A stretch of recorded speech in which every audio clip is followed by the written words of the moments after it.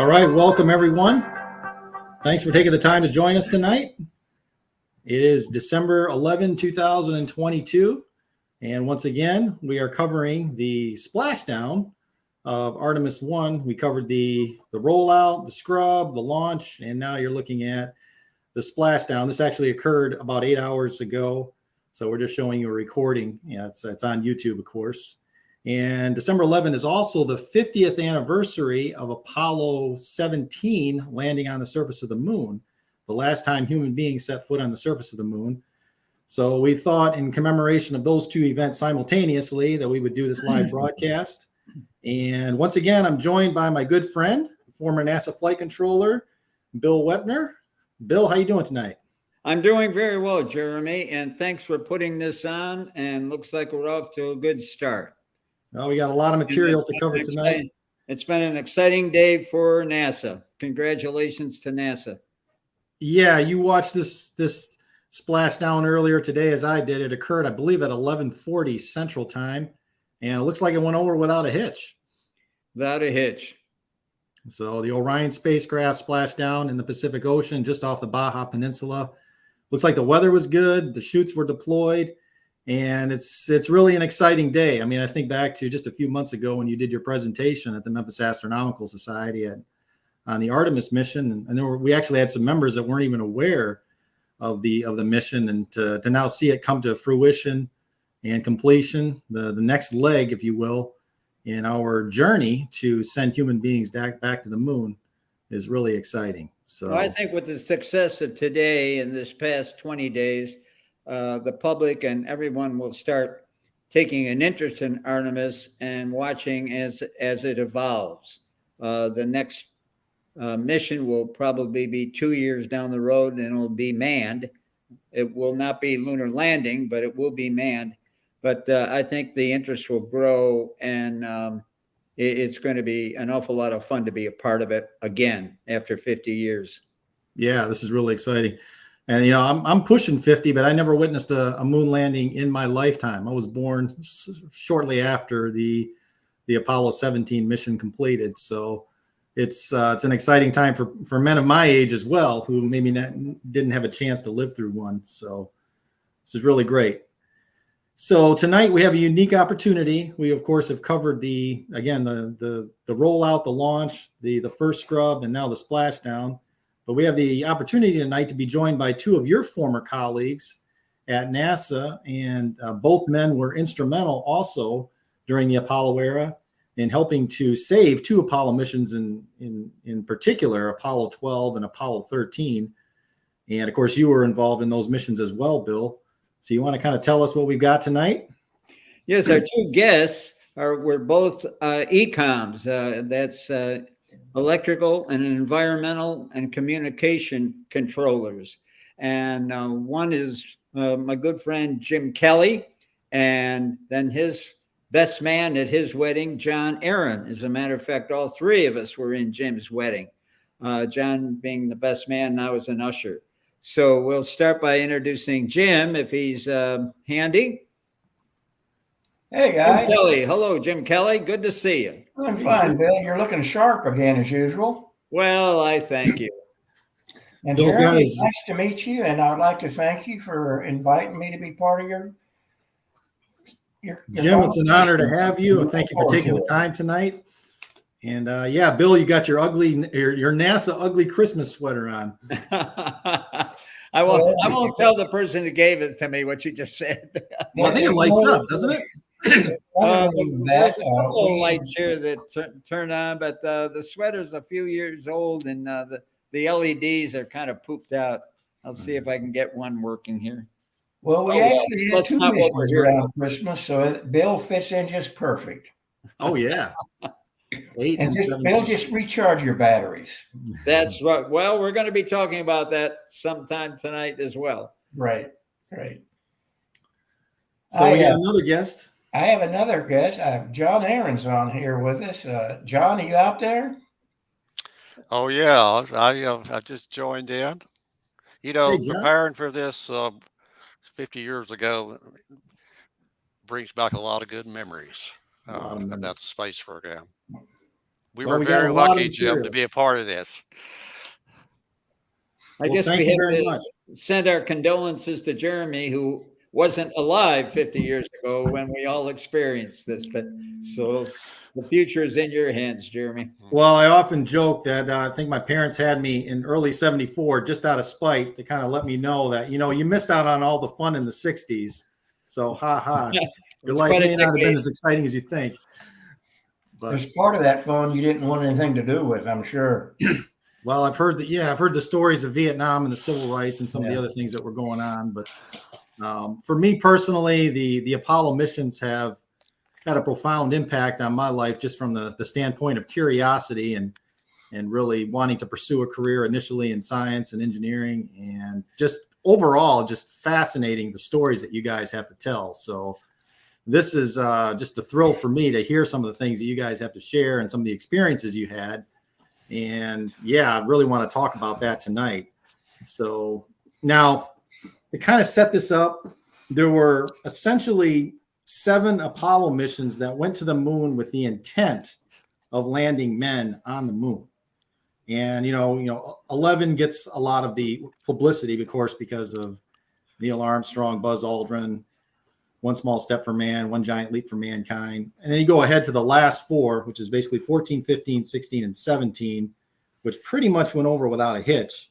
But in between, we've got these 2 missions, 12 and 13, that were a success from the standpoint of returning human beings back to the Earth. But those certainly had moments of peril. And I kind of wanted to talk about those 2 missions initially to get your impressions and your feedback on some of the events that happened. So I thought we would start there.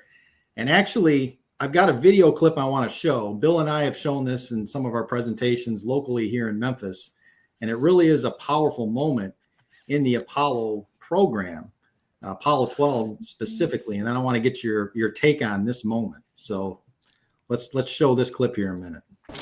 November 14, 1969, Apollo 12.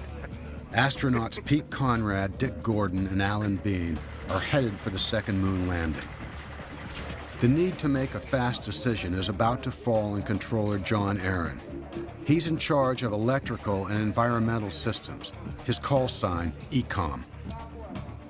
The thing that makes a good ECOM is a natural curiosity about how things work, even if you are not responsible for them. 2, 1. Ignition. Apollo 12 lifts off. It's Jerry Griffin's first launch as flight director. And all of a sudden, all the data went away, and there was a big static in my headset. What the hell was that? I said, ECOM, what do you see? I looked down at all of my telemetry data, the readouts from the spacecraft, and they were nonsensical. In the spacecraft, astronaut Alan Bean has no clue either. Lights pop on. The alarm system comes on. More lights than I'd ever seen in the simulator. I mean, there was main bus A, main bus B. I got 3 fuel cell lights, an AC bus light, a fuel cell disconnect, AC bus overload, 1 and 2, main bus A and B out. It's an electrical failure. The command module has lost main power. Emergency batteries take over, but they'll only last 2 hours. Mission Control is facing a launch abort, jettison the spacecraft, and blow up the Saturn V. Now John Aaron's curiosity pays off. A year earlier, during a test, he had seen a strange pattern of data and had learned about an obscure switch inside the command module that could fix it. I had seen that pattern before, and it had been 1 year since I had seen it. But it was like that pattern was written in my mind. The Saturn V's engines keep burning, but the command module on top of the rocket is barely alive, powered only by emergency batteries. Everyone expects ECOM to abort. Then Aaron makes a different call. I said, flight, tell them to take the SCE to aux. Flight comes out, SCE to off. And I said, what? Say again, SCE to off. SCE to aux. I said, "What's that?" It was some obscure switch, signal conditioning electronics auxiliary. I turned to the Capcom and Jerry Carr, and I said, SCE to AUX, Capcom. and Carr said, "What?" Mission Control comes back and says, Try SCE to auxiliary, over. SCE to auxiliary. SCE to auxiliary. What the hell is that? SCE to auxiliary. Turned out Al Bean knew where that switch was. It was back over his shoulder. He threw the switch and we got all of our data back and we could see what the problem was. We got it back, Flight. Looks good. Okay. Later analysis reveals Apollo 12 had been hit by lightning, which traveled down the rocket's exhaust to the ground, knocking the spacecraft's main electrical system offline.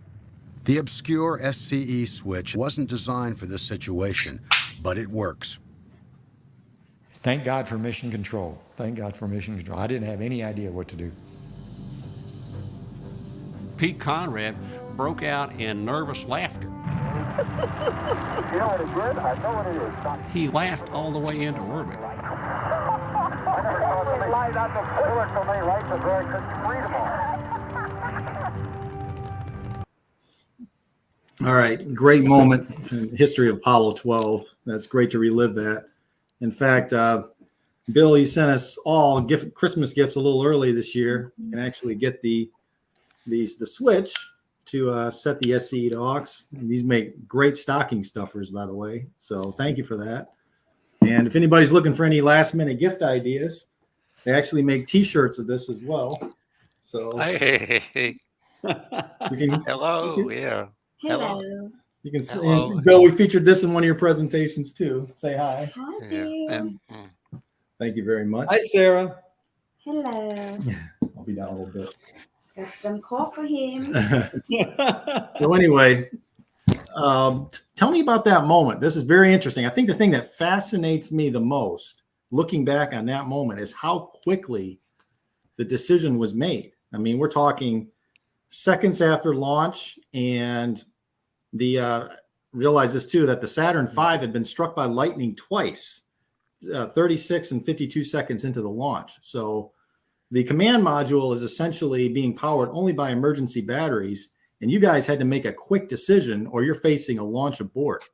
And can you tell me about the timeline that it took to relay that information to from mission control to the crew?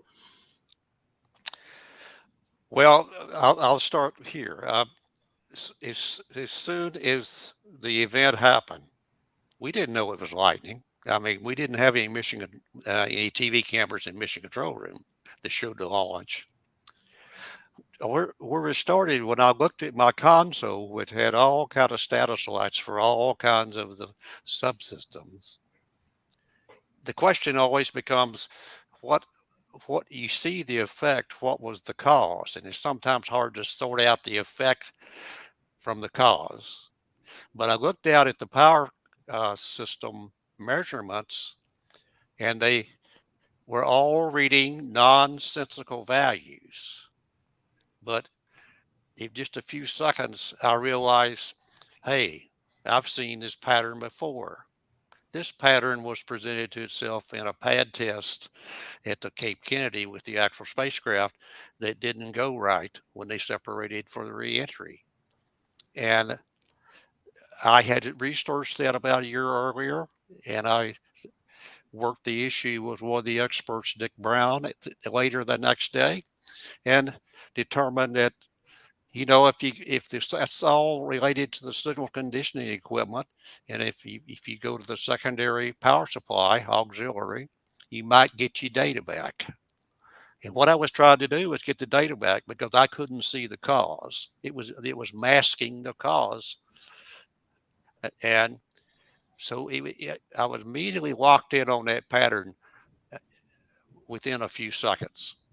I called the backroom support engineer and said, "What do you think, Jim? Looks like SCE to AUX." And about that time, the flight director came down and said, "Ecom, what do you think?"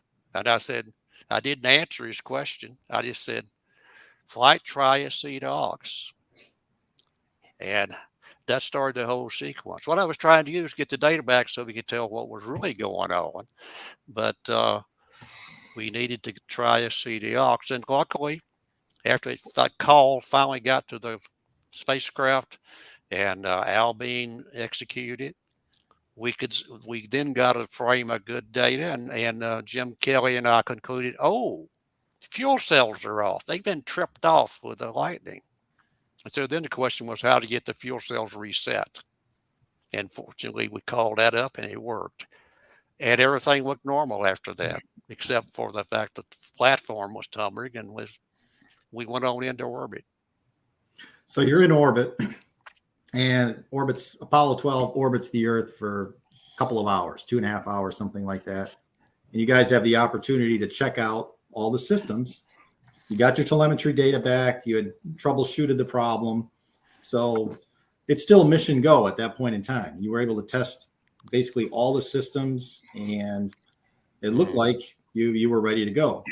There's one system I have a question for you guys about that could have potentially been affected by the lightning strike. And I'm wondering about this, the parachutes. And obviously you can't test those without, actually landing. So was that a concern for you guys that the lightning strike might have damaged the pyrotechnics for the parachutes? Jim, you want to take a shot at that? You were the sequential and sequencing person with the pyros. Jeremy, the pyro circuits are probably one of the, if not one of the most protected circuits on that spacecraft. The leads going to the actual detonator are twisted. They're shielded. It's grounded on both ends of the pyrotechnic. The device that fires it is actually a wire, a fuse that takes a certain amount of current over a short period of time. So the batteries feeding it are designed to provide that. So it's pretty well protected. It wasn't a concern to me. I didn't bring it up. I wasn't asked about it. The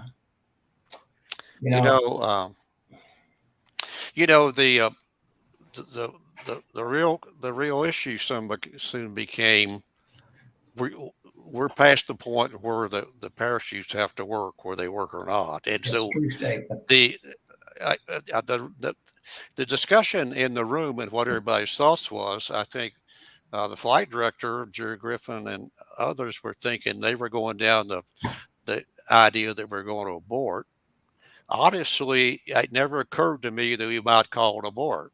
Now, because I was confident we're going to get this data back and figure out what this is. But so thank goodness we didn't have to abort. But when we got into orbit, then the question was, well, we're in orbit now. Do we have the kind of systems we need to go to the moon? And that's when we came up with asked to come up with a sequence to check out all the systems we could check out. Once you're in orbit, you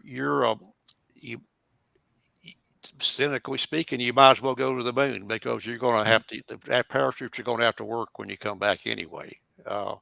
So we concentrated on what systems that we needed that were not unique to the landing, not unique to entry being successful. So I think that there was a lot of confidence that the circuitry and the parachutes and other related systems that were dormant we couldn't check were probably all right. I mean, there's certain physics involved in the skin effect when you get high charge rates going down, and that we never thought much about that looking back. In fact, I didn't even think about the question until my retirement party 36 years later. Wow. When Chris Caff showed up at my retirement party presentation and had us sit down, and the moderator for the retirement party says, anybody else have anything to say about John? He says, no, I have a question. I just have a question for John. John, how did we know it was okay to go to the moon that day? And it struck me funny that, and of course, I was kind of caught off guard. It kind of struck me funny that I hadn't thought about that for 36 years. How did we know we knew? And that's always a tough engineering question. How do you know you know? And I think Chris Kraft had probably, 36 years as well, and hadn't thought about it until that day. That's November the 14th, mid-November 1969, 4 months after Apollo 11. And the only constraint really for the Saturn V was wind, but there was an electrical storm in the area that day. So that would be a question of mine too. Launching a rocket when there's a potential for an electrical storm, that wasn't a concern at the time? Well, you're right. There was not much of worry or attention paid to potentially getting struck by lightning on the way up. But that was soon corrected. I mean, for the next missions, there's a lot more attention paid to the local weather, and to cut down on the potential that we discharged a cloud. The spacecraft and a rocket plume actually discharged that cloud. There was a cloud cover sitting over there, a cloud layer that was charged. We just discharged it and learned something new to worry about. Let me interject a question. You've probably seen some photos or some footage of the Pad 39B at the Cape today for Artemis. They have those very, very tall lightning towers to prevent that in anything in the future. And another comment I would say, and I did not know Chris Kraft well at all, but he did have a tendency to shoot from the hip, didn't he? Mm-hmm. Yes. Yeah. Well, if you want to work on lightning, Florida is a good place to work on it. Oh, yeah. They have a lot of lightning. Interesting. I just think it's an interesting moment in the history of Apollo where you had this brief moment of crisis, overcome, all systems go. You're maybe not 100% sure about the parachutes, but whether you abort now or you abort 9 days from now after the mission's over, if the chutes don't open, it's certain death for the astronauts. So might as well send them to the moon, complete the mission, and worry about the chutes later. So. And Jeremy, it's kind of like, we went through basically the same kind of thought process on 13, the heat shield.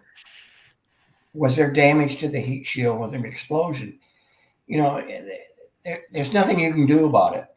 It's got to work once, and the chutes have got to work once. And if they don't, you're committed. You can do about it. Once that fuse is lit, you're committed. Right. You're off. So, it's like making the burn to go to the moon. Once you make that burn, there's no turning back. Right. Yeah. Well, but on the other hand, I'll make this point. If we were concerned, or if we had evidence that the parachute pyrotechnics were damaged, I believe NASA at that time of their careers would have said, okay, what can we do? Let's see if we could rescue it with another spacecraft. That's a true statement. And that would have been a tough thing to pull off because there was not necessarily another spacecraft sitting on the pad ready to launch, but that would have really took a power profile management process to go rescue them. So it just never was raised to that level. I mean, we didn't pass on those things sometimes because we couldn't do anything about it. Because one option was to go rescue them. Now you land on the moon. I mean, my understanding. Apollo 12, as far as the actual landing on the surface of the moon, went much smoother than 11. There was a moment in 11 where Neil Armstrong had to manually steer clear of a boulder field before they finally set down with less than 30 seconds of fuel left. So 12 pretty much went over without a hitch.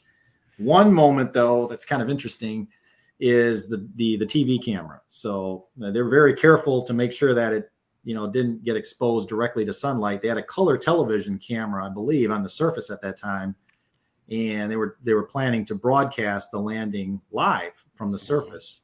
But glare from the LEM hit the camera and actually knocked it out. So I don't think there was a live broadcast of Apollo 12 at that time. Correct me if I'm wrong.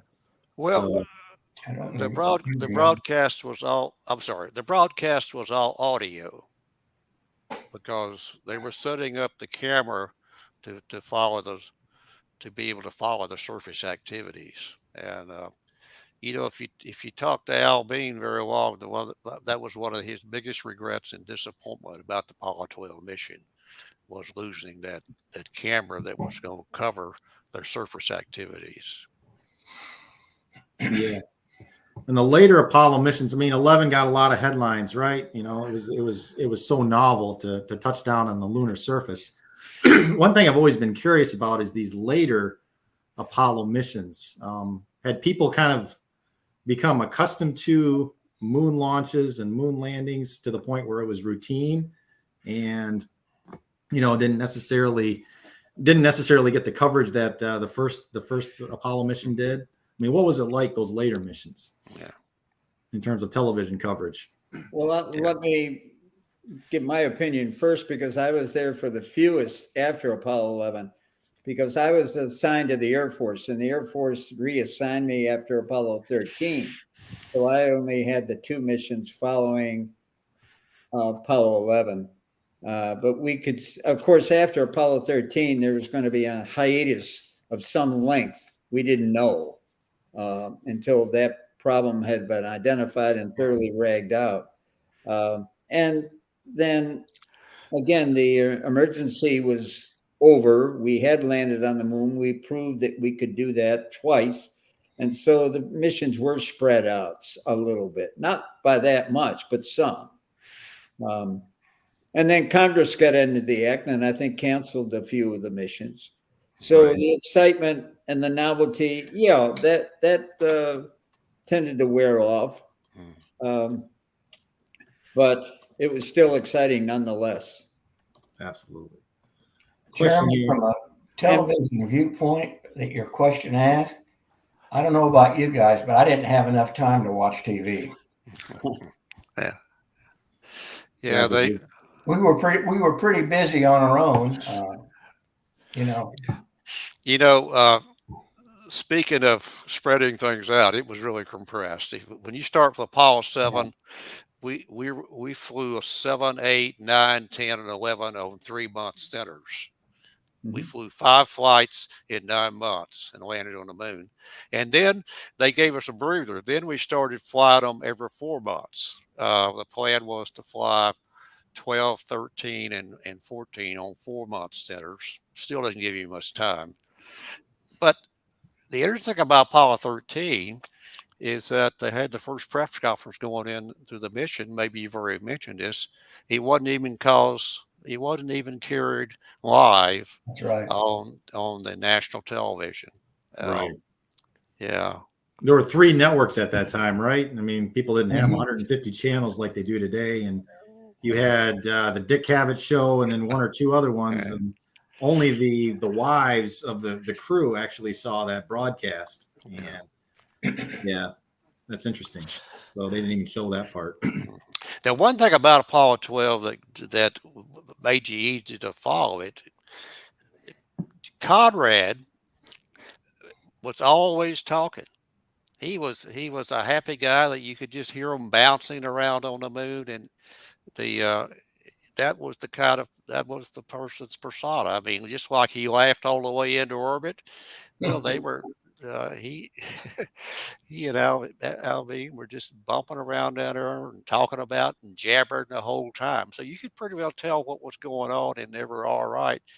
Just by the way, they constant chatter. They were chatterboxes on the moon. Like good friends too. I think they flew on Gemini together. They were Navy pilots together. I think the crew, the chemistry of the crew of Apollo 12 was really strong. So really get a sense that they were enjoying themselves. Got a question here. But by the way, if you're watching us live, appreciate your tuning in. Feel free to leave your comments. Let us know where you're from. If you have a question for these gentlemen, feel free to type it into the comments below, and we'll be happy to address any questions. So Tom's got a question. I am wondering if the political Cold War drama and competition between the Army, Navy, and Air Force present in the Apollo era have improved in today's more commercialized operations. Any thoughts on that? Well, I'm not an expert on that with respect to, but I did have enough interfaces with to know that there was a lot of competitive that went on between the various branches of the service in the Apollo era. In fact, it went on even all the way into the shuttle program because the Air Force didn't really want to share the resources with NASA with the space shuttle. They liked to have their own systems, even though they may be duplicate of what NASA was doing. So that competition and independence attitude was still alive and well then. I don't know how it's going today with the coming of the Space Force. I think that was a good idea to set Space Force up, but I'm not an insider anymore, so I don't see how well that's working out. But I was glad to see the Space Force get set up because there needs to be a concentration on space. Yeah. And I think that's reinvigorated it. You know, but John, I didn't see the interaction I saw was more of like the Texas A&M Aggie game, you know. But when it really got down, they worked together. But it was like I didn't really see as it a stumbling block or a block of anything. Well, I was in the Air Force at the time, and I don't recall any competition between the two services. Not while I was at NASA, at any rate. Most of the military at NASA were Air Force because early on, there was an Air Force program which got canceled, but it was called the Manned Orbiting Laboratory. And people can research that. But that was going to be an extended Gemini payload. And so we were all sent to NASA as Air Force people to learn just as much as we could about the entire facets, all the facets of manned spacecraft, space flight, whether it was control or launch systems or mission planning or recovering, everything. So we had Air Force people spread throughout the NASA community to learn about manned space flight. Well, then the mole got canceled. And of course, the association, the intimate association between the Air Force and NASA dwindled.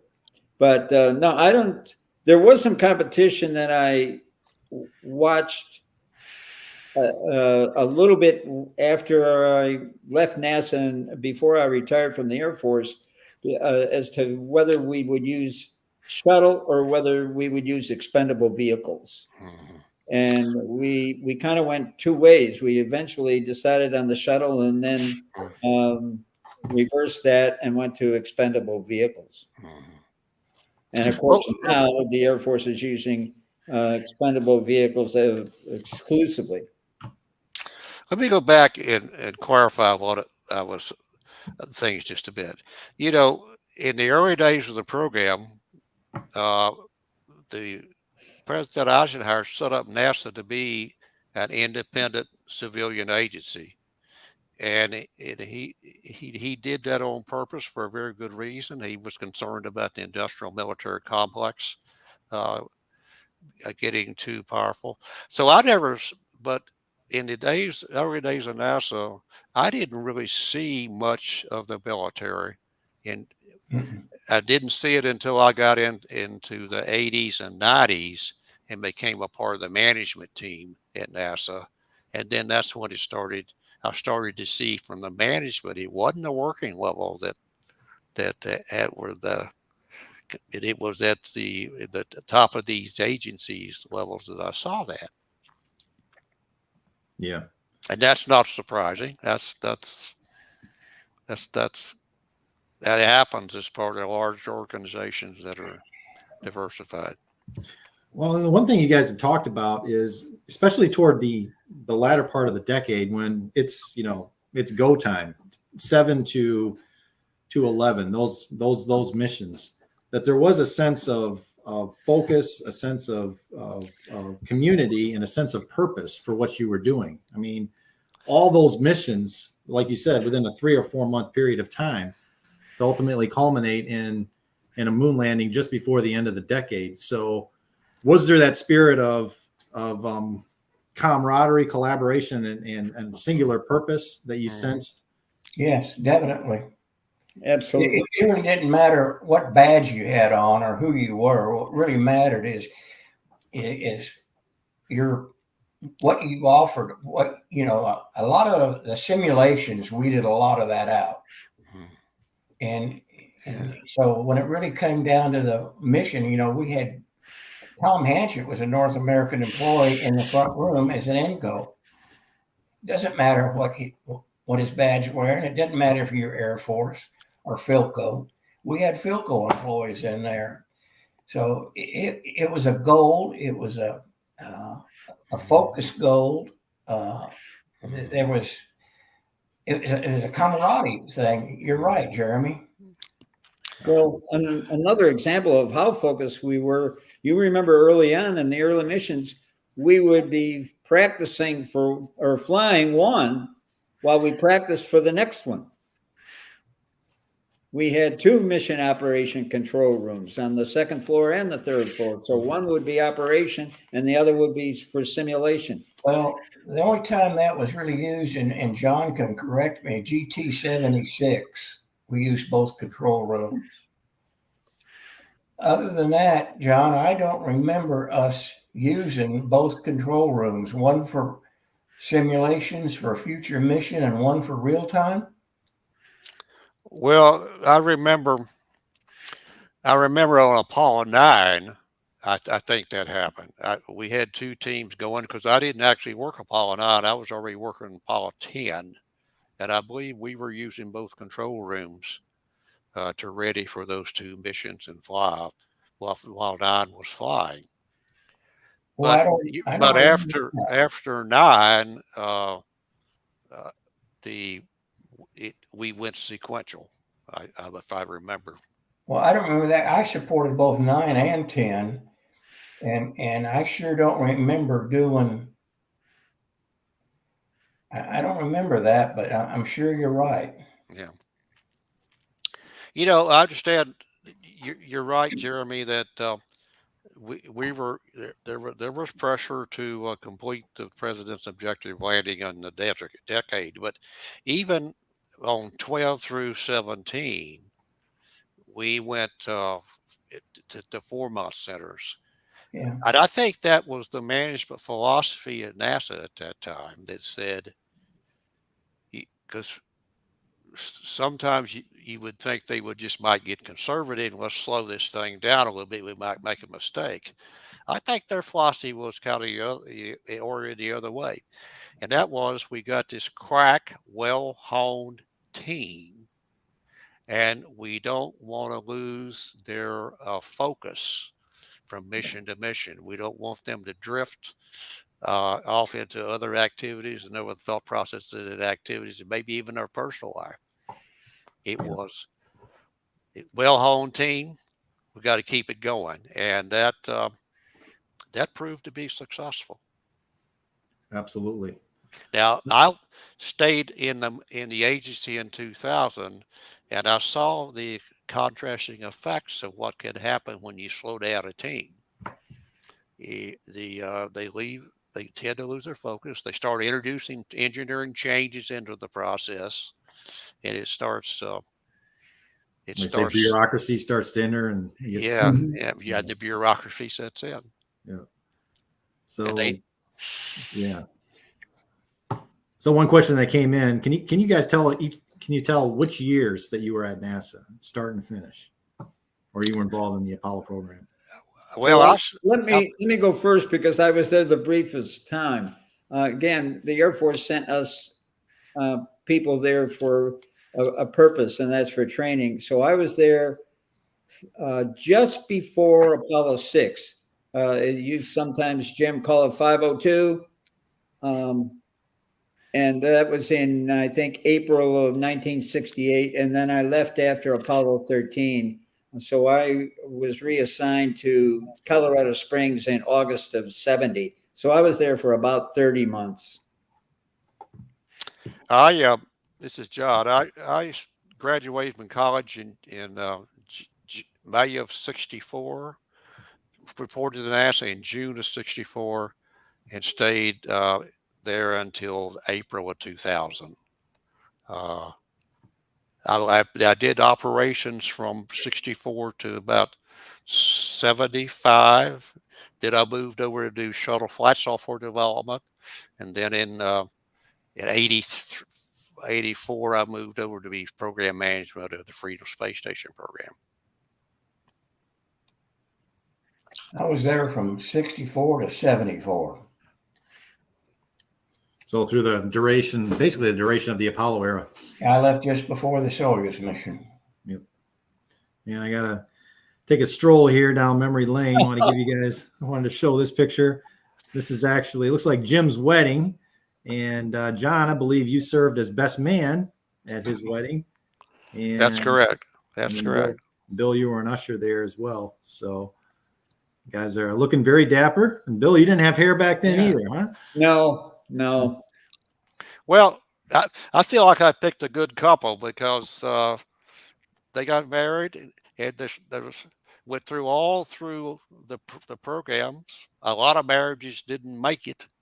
Their marriage make it, and it's still married. They're still married today. So I picked a good couple to try to be best man to. Absolutely. Fantastic. And here's a quote from Jim that really sums up the task that you guys have done. Some call us heroes, some great minds, but I call it well-planned luck. It didn't take geniuses or great minds to accomplish what we did. It took common sense, fortitude, and basic knowledge of physics and engineering. We were just simple people with the task to accomplish the seemingly impossible. It was not a single individual or group, but a nation that accomplished getting a man to the moon and back. So great quote. You want to talk about that? No, but that's my bride. Oh, that's your bride. That's Brenda. The one on my right. On his right, yeah. Okay. Yeah. The other one, I think, is NASA director at one time, wasn't she? Yes, it was. Yeah. I was preparing this talk that I've given to several agencies, Boy Scouts and engineering students and people in the convent and the ministry, you name it. And I was talking to Jim one time and telling him about that. And I said, do you have any quotes? And he sent me that. And I said, I've got to use this. This is great because this just sums it all up. And this is what we've been talking about for the last 45 minutes. Yeah. Camaraderie and teamwork. You call it well-planned, quote unquote, luck. One definition I've heard of luck is when preparation meets opportunity. So it's not necessarily completely random, right? I mean, there is an element of preparation. Choice, that's the difference in choice of words. I think it fits. That whole group back there was a team. I can't overemphasize that. And it was a team made of bottom-up management type.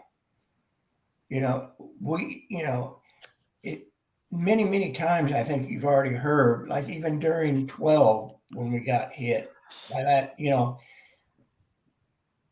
we weren't told by upper management, you need to find a way to go to the moon today. They came down and says, hey, are you comfortable? Are you comfortable going to the moon? Or what can I give you? What do you need? We saw the same thing on 13. The management team and the management style we had back there was unseen. I left in 74 and went into private industry. I tried that style of management in private industry and it failed. And the reason it failed was there's too much competition at the low end that I don't want to help Bill because I want to get ahead of Bill. We did not have that. We had the situation that if Bill needed help, we went and helped Bill. And that was, in my opinion, looking back, that was part of our success. And I can contribute that starting at Chris Kraft all the way down to our branch chief, Arnie Aldrich. Gene Kranz was that way. Arnie was that way. And, you know, if you had a problem, you just go walk into Gene's office and say, Gene, I need to talk to you. So, you know, that had a lot to do with what we did. And you feel comfortable raising issues as well. Sir? You feel comfortable raising certain issues. That's right. Yeah. Yeah. And the other aspect of that is we were young and probably didn't know any different. Yeah. Absolutely. Well, I have to ask you guys, go ahead. I guess we weren't afraid to make mistakes. And the other thing is honesty. The simulations brought out who you could trust and who you couldn't. It brought out the fact that John and I, or Buck Willoughby, or Gary Cohen, or any of us sitting in a room together or given a certain circumstances or an issue to solve, we knew how we all thought. And it was a team effort. It was a family. It was almost like a group of individual cluster families all through Gene Kranz's organization. I think the thing that was key was particularly the mission control team.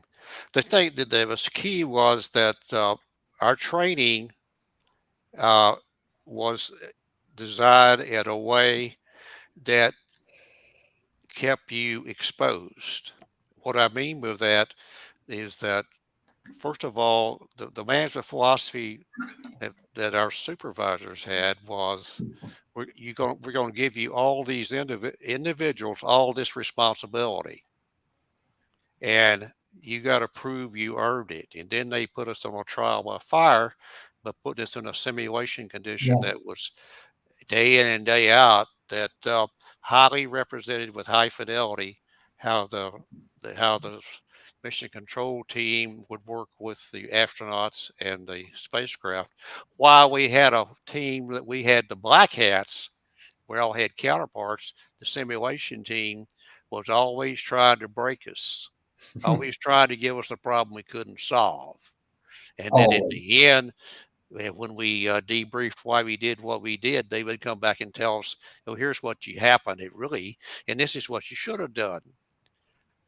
Yeah. If day in and day out, one thing happens. First thing is you become very humble. You don't tend to get too cocky, and you also find that all your counterparts and all your peers, you get calibrated to them. You find out which ones you can trust on certain issues and which ones may be a little weak. So that when the real event comes down, just like it did, say, on Apollo 13, and the question came up, well, how are we going to get the spacecraft powered up to go back home? They signed that to a single person to go do that. And there was no doubt that we could pull it off. They didn't come back and check us over 15 minutes. They had that kind of responsibility inbred into every individual. But I tell you what, when I walked in that mission control room, I felt humble, because the scope of what we were responsible for, coupled with that high energy systems of these rockets, we all knew that disaster could strike at any minute. And so we didn't play games with each other. We didn't get cocky. We didn't hide things from each other. It was an amazing team to have been a part of. You have to be on your toes. You got to be prepared for everything. Mm-hmm. If it's calm and routine, that's great. But you got to be ready at a moment's notice to deal with a crisis, troubleshoot a crisis. Which is why Apollo 12 fascinates me, because it took seconds to get that back online. Yeah. You know, it didn't take me long when I joined NASA and got in that control room what my real job was. And it wasn't, since I was a subsystem monitor, I needed to watch the spacecraft and to be in a position to my objective was to be in a position where when something happened and nobody knew what to do, I was there to have the right answer. Yep. When you challenge yourself to know what and work day in and day out on knowing everything you need to know, that's kind of a no-win objective, but it pays off and that's what the mission control team was all about. The crew themselves could take care of themselves and be safe to the first failure in most cases. Mm. We were there in my position. My position was about being there when the thing that just happened is not supposed to happen, and be there with the right answer. Yeah, I think this And quote kind of sums up. when you put that kind of mindset is what your job is, then you will be successful. Absolutely. I think this quote kind of sums up the mindset of your role. Being a flight controller required that we prepare ourselves to handle the unexpected, no matter how unlikely the event. Preparing for those kinds of situations demanded that we know everything that there was to know. Such preparation and effort was not work. It was our passion. So this was not a job. This was a calling. This was a role. This was your passion for what you did. I have to ask you guys about Apollo 13. Of course, there was a movie made about it.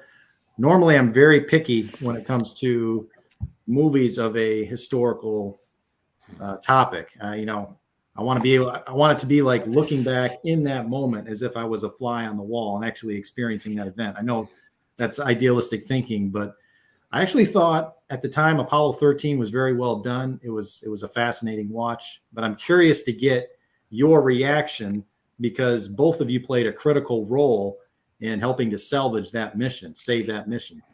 So if you don't mind, I got one or two just very brief clips and I want to get your reaction. So I'll show one clip here and then just get your knee-jerk reaction to it. So here we go. Telling me you can only give our guys 45 hours? Jeremy, That brings them to your about audio, there. I think coming to me is kind of garbled. I don't know about Jim and Bill. Can you guys hear all right? I'm good. We're good. Everybody good? All right, I'm going to try again. Hopefully you can hear, John. You good? All right. Telling me you can only give our guys 45 hours? That brings them to about there.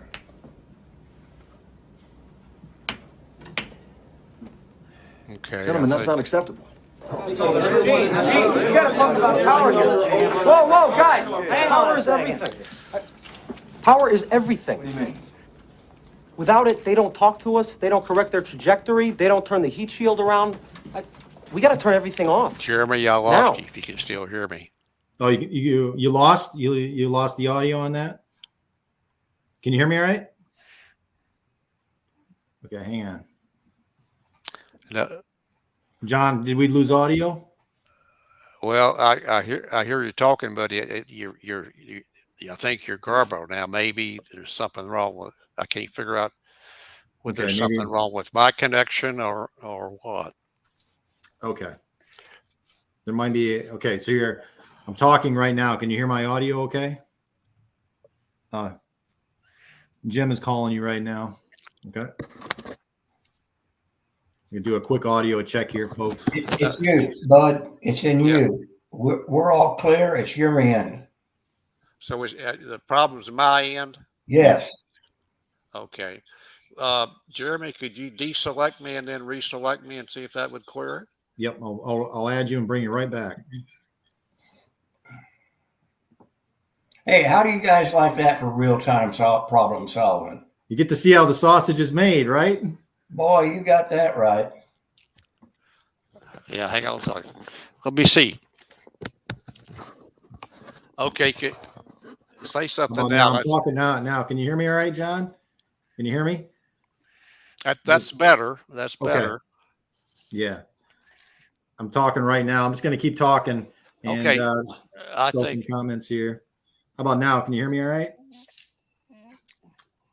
I think there was we were having a conversation earlier. You were hearing us just fine. And then maybe the audio connection got lost somewhere. See, before we started the broadcast, we actually did an audio test, and it worked perfectly. We were having a conversation, all systems were go. But of course, during the course of a broadcast, you never know. John, can you hear me now as we're talking? Could be a bandwidth issue. I hear you, but I don't understand the words. Okay, so it's garbled. So the conversation is garbled. Okay. So the words are nonsensical as I'm talking. Is that correct? All right. Here's what I'm going to do, John. I'm going to go to a private chat here. I'm going to type. All right. So I just typed something in the chat. And then I think we just lost John on the actual audio. Repeat that, bud. Repeat that, John. Hang on one sec. We got 3 NASA flight controllers. We can figure this out.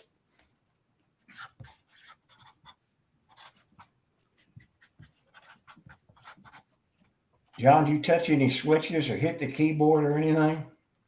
Put this up to the camera. He's talking. He can't. We can't hear him. Yeah. All right. Can you hear me now, John? Counting? 5, 4. All right, you can hear me, but I'm coming over the phone, the telephone. All right. I'm on the iPhone. Okay. Well, there you go. Okay, now we can hear you. Okay, I can hear you now. Okay, so now your audio's back. I'm hanging the iPhone up, John. Hang up. All right. Okay. All right, John, I'm talking now. Can you hear me okay? Yeah, I hear you. Okay, so now the audio's back. I don't know what happened, but I can hear you now. It's okay. This is what we do, right? This is what you guys do. Real life simulation. Absolutely. All right. What I was saying is I wanted to show you a clip from the movie Apollo 13 and get your reaction to this scenario. Again, you guys worked on this mission to troubleshoot it and to solve it. Okay. So you can hear me okay? Yes. All right, let's try this again. We're go. Telling me you can only give our guys 45 hours? That brings them to about there.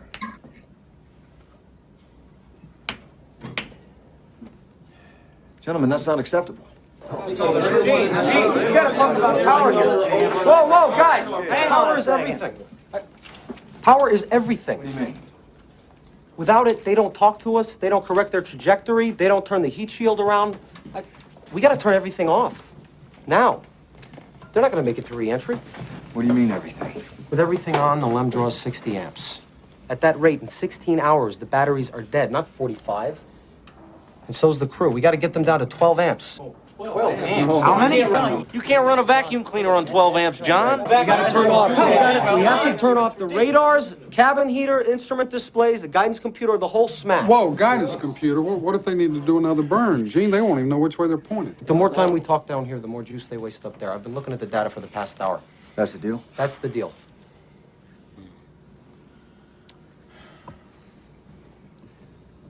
Okay, John. And then we finish the burn, we'll power down the LEM. All right. Now, in the meantime, we're gonna have a frozen command module up there. In a couple days, we're gonna have to power it up using nothing but the re-entry batteries. Never been tried before. Hell, we've never even simulated it before, Gene. Well, we're gonna have to figure it out. I want people in our simulators, working re-entry scenarios. I want you guys to find every engineer who designed every switch, every circuit, every transistor, and every light bulb that's up there. Then I want you to talk to the guy in the assembly line who actually built the thing. Find out how to squeeze every amp out of both of these damn machines. I want this mark all the way back to Earth with time to spare. We never lost an American in space. We're sure as hell not going to lose one on my watch. Failure is not an option. All right. Hopefully you could hear that all right. Yes. Yes.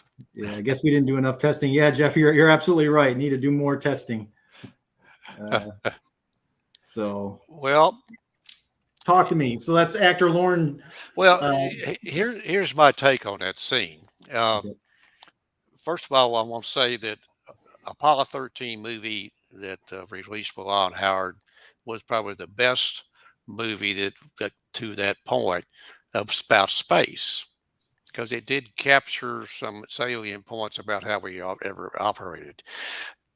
That scene, of course, over dramatized because that's what movies do, but it did reflect one thing, and that was that in that meeting that they're depicting there, uh, did allow everybody to be open and free with their thoughts and recommendation and concerns, because every individual was encouraged to speak out with what they thought the truth was and what the real concern was. So it captured that everybody was free to.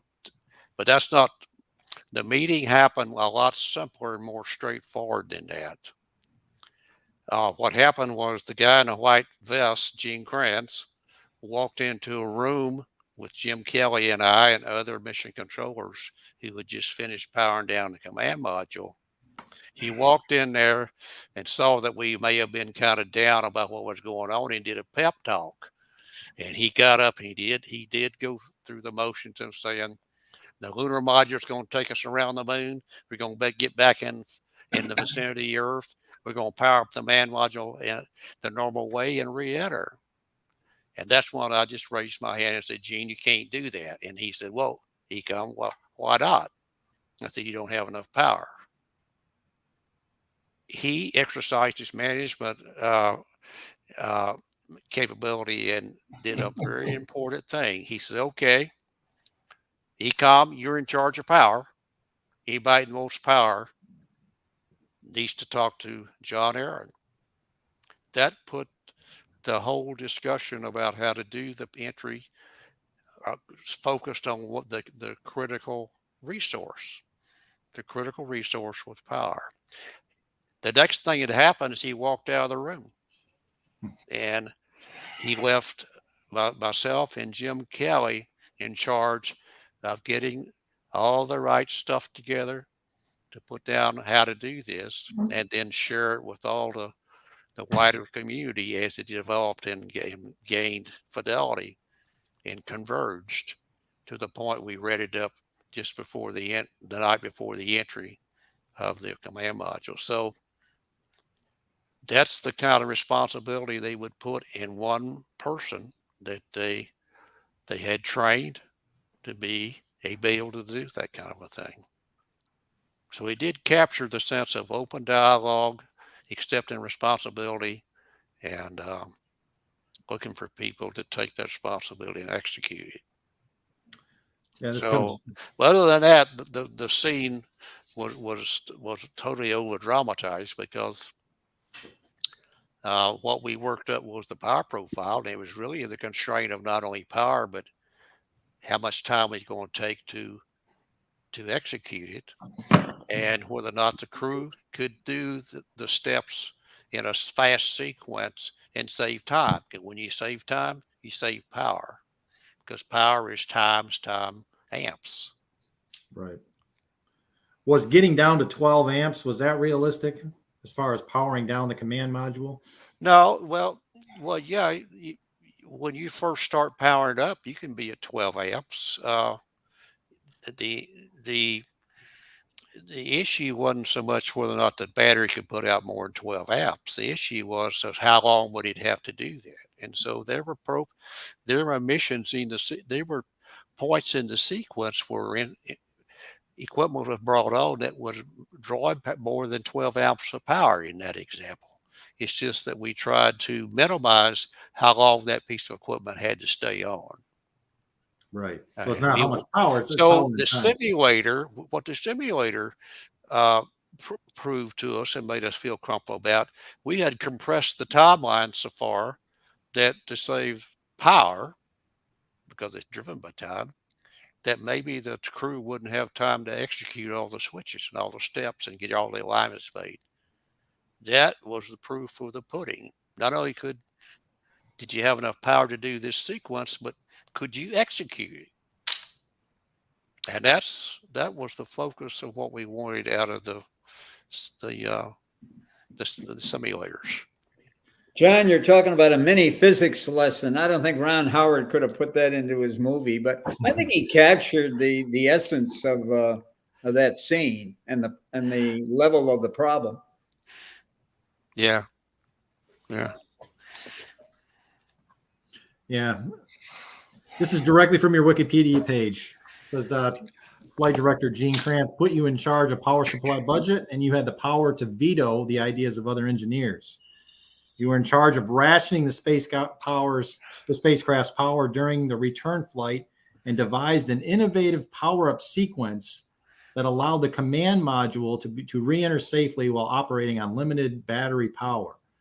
Contrary to existing procedures, you ordered the instrumentation system, which included telemetry, visibility, and transmitters for communications, to be turned on last, just before re-entry rather than first. Can you talk about the procedure that you guys devised to stay within that budget to successfully power up the command module, which had never been done before in flight? Yes. Let me start off by saying that the way you typically power up the command module and go launch it on launch days, you start about 3 days ahead of time.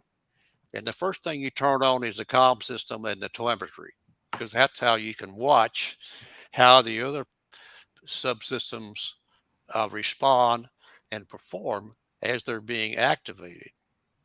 So usually you take about 3 days, and first thing you turn on is the comm system and the instrumentation system, and they consume power that whole 3 days.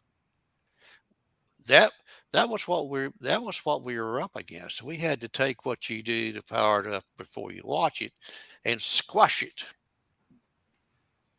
Because if you squash it, all those pieces of equipment you turn on that have to stay on, you minimize how much power they take, because power is amps times time, called amp hours. So the key thing was, could we take some of the comm and instrumentation system and bring it on last rather than bringing it on first? Now, the risk you pay there is that, well, the astronauts up there throwing switches and seeing the spacecraft come up. Does the astronaut have enough information to keep track of, is it coming up right? And therefore, when you turn it on later, you may find you missed something. But it seemed like that we had enough confidence in the crew to execute this sequence that we wanted to take the risk and gain the 5 or 6 or 8 times amp hours that would save. You know, we're not talking about much power. When the entry batteries at best were 120 amp hours, they had already consumed about 20 or so, Jim and I assumed, tried to troubleshoot the problem when the explosion happened. So we figured we got about 100 amp hours. Well, 100 amp hours, I mean, that's 2,800 watt hours. That'll run off small hair dryer about 3 hours. We're not talking about much power. And it really was how to squash the timeline, because the equipment that's critical that you need to turn on, it draws what it draws. Yeah. Yeah. Now, the only big decision that we had to come down on was, what kind of entry are we going to do? Are we going to do a closed loop guided entry with a really high fidelity nav and guidance system that closes the loop around the environment, around the control system, and puts you on a pinnacle point landing? Or are we going to default down to the entry monitor system, which was basically just a G meter flying a CAD profile? We were headed to the Indian Ocean. The big problem there was how much power do you allocate to be consumed post-landing, because you're in an area where there's no ships. How long is it going to take us to find it? They got to have beacons turned on. They got to keep the airbags inflated so you don't go upside down again. And the versus because that was the downfall of having the default be the Indian Ocean after on a free return mission. Or can we figure out a way to get a closed loop entry guided, which is the normal high fidelity way to do it, high precision way to do it, and you wouldn't need to allocate so much power to post landing in case you need it.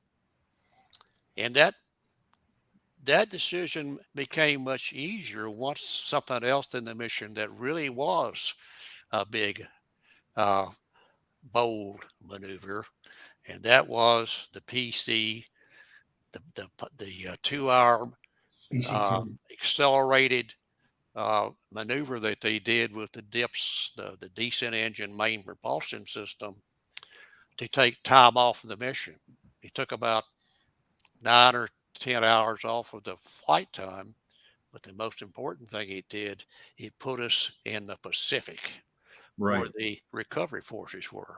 Right. Well, when we got that word that was the plan, then we could go back and balance our power profile sequence such that we build it around a closed looped entry guidance high fidelity pinpoint landing system, because we'd be landing in a recovery area with a lot of ships and a lot of recovery resources.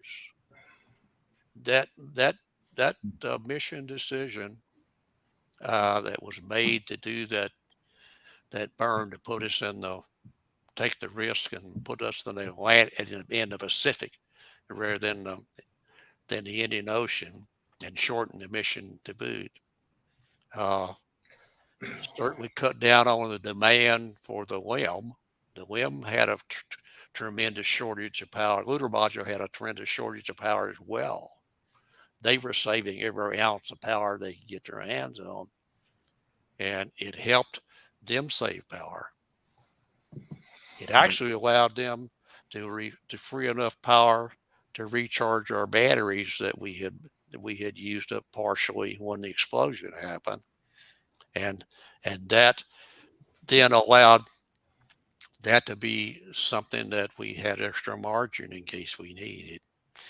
That decision was made too late. We just chose not to change the sequence, even though we had the batteries recharged. But we didn't. We made the decision not to go back and embellish our sequence. We had something that worked. We had something everybody agreed on. It was all prepared to get rode up, and we did it. And you went forward. Rick so asks, to get back to the original question, when Gene Kranz left the room, the next time I saw him is, guess what? When I handed him the sequence to the flight director console and said, "Gene, here it is, read it up." That was the kind of responsibility and it's not just me, they put that kind of responsibility in every key position in the control center. Here's your task. Go execute it. Get back to me when it's ready. Yeah. Rick asks, I'm curious, what voltage did everything run on? Oh, what voltage did everything run on? Most all the main buses ran at somewhere, they standard 28 volts, but they ran 24, 26, 28 volts, all the way up to 30. It was DC. There was some AC loads, alternating current loads. We had our inverters, and that ran on 110 volt AC. All right. I've got to ask you guys, I got another clip I got to show you because I got to get your opinion on this too. And this is one that's fascinated me for a while too. Again, talking about coming up with a power-up procedure. So let me show you this clip, and then let me get your reaction to this as well. Look, I know this sequence works, John. The sequence looks good. We're just over budget on the amperage. By how much? 3 or 4 amps. Damn it, John. Is it 3 or 4? 4. 4. 4 more amps.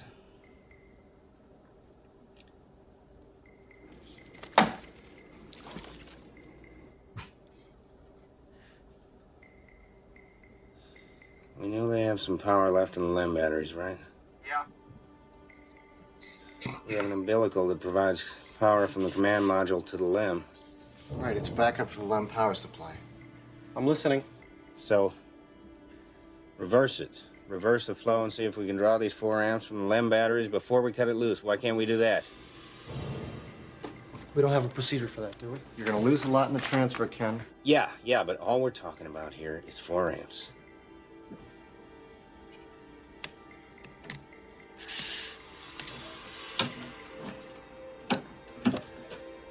IMU is up. How am I reading? Fine so far. Say again. You're under the limit. Keep going. Okay. Floodlights to fixed. Okay. Bring up the guidance. Here we go. CMC attitude IMU. CMC mode. Auto. On the computer.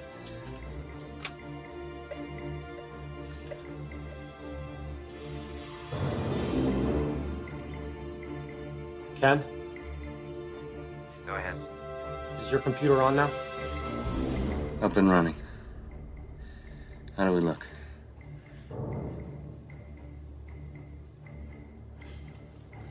John? I think we got it, buddy. All right, so that's Gary Sinise playing the role of Ken Mattingly, who was scrubbed from the mission because he had exposure to measles. He never got the measles, but he flew on Apollo 16. I think he later flew the space shuttle, so can't feel too bad for him. And then you supposedly working with him in the simulator to come up with a power-up sequence. So what are your thoughts on that particular scene in terms of its accuracy? Well, it gets back to my previous answer. The simulator was a very important tool, and having the particularly Ken Mattingly able to work the simulator was a big help to us. It gave us a lot of confidence because, as I mentioned before, the secret was, can we take what we normally do in 3 days and squash it down to 3 or 4 hours? And is 3 or 4 hours enough, or do we need to make the reentry sequence start about 5 hours early as opposed to 2 or 3 hours? And the key thing that we got out of the simulator, we got the crews, the real flight crew with the real simulators in sight as to whether or not this sequence would come up with is doable when you take all the consideration, all the steps and all the switches and all the circuit breakers and the amount of time you need to wait for something to initialize. And the thing that we did as a result of that was they did come back. The Ken Mattingly crew came back and told us, well, in a couple of spots, you got it too tight here. We need a little more time. And so we'd have to scramble and find some other way to change another sequence to make it a little tighter to free up a little more here. And the business about how much power our sequence was consuming was done in a very elementary way. I mean, Jeff Kelly had a master database of every piece of equipment in that spacecraft and how much power it took, right down to the ounce. They don't measure it in ounces, but in watts. And so when you build your sequence, you have to add up every piece of equipment, catalog when it's going to be on, when it's going to be off, and you take those power draw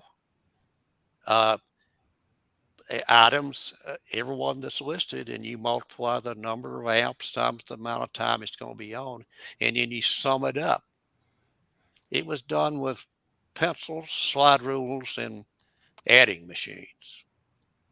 But that told us we had a sequence that you could power successfully. It didn't tell us whether or not it was so compressed you couldn't do it. Did you simulate the entire procedure before you relayed it up? Well, yeah, we started simulating the sequence right very early in its development. That was way More than before, once. yeah, More than way once. way before we read it up. Yeah. Jeremy, your question, I think, was how accurate did that clip you showed us depict what actually happened? Yeah. We in the Flight Control Center never went over to Building 5 where the simulator was. John never went. I went over once just to observe what they were doing, but I was not part of the actual simulation that Ken was doing. So that part's kind of a little, you know, and second is the simulator itself was not an accurate means, an accurate tool to compute amps or amp hour usage. You know, I had a list of what every piece of equipment was drawing. I mean, it was certified by the developer, or by the manufacturer, and that's what we used. And you had a sense of how much of a budget you had to work with based on the remaining battery life left in the spacecraft, correct? Sure did. Okay. So as far as the directive to power everything down in the service module and then basically float around the moon, use the LEM as a lifeboat, can you talk about that moment when that decision was made and then some of the risks in powering down the service module in flight and then having to come up with a procedure for powering it back up before reentry? Actually, John is going to probably be your best person for that because John was on console with Cy physically at that time. I was in the back room looking at data. In fact, I think you'll find that John's the one that probably convinced Cy that, hey, we got to power this thing down and use the LEM as a lifeboat. So pass that on to John. Well, we set that up. We set that up for you.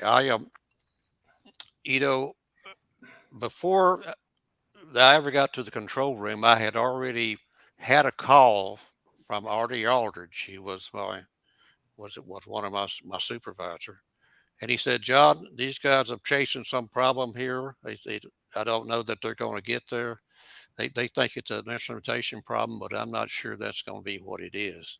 And I said, read me some, because the reason he called me was I was the go-to guy on the instrumentation system, and had all the circuits commonalities memorized. And so I said, well, read me some parameters.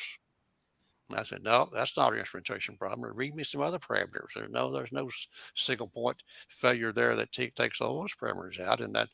So I said, Arnie, you tell them that's a real problem. Quit chasing it as instrumentation. I'll be right there.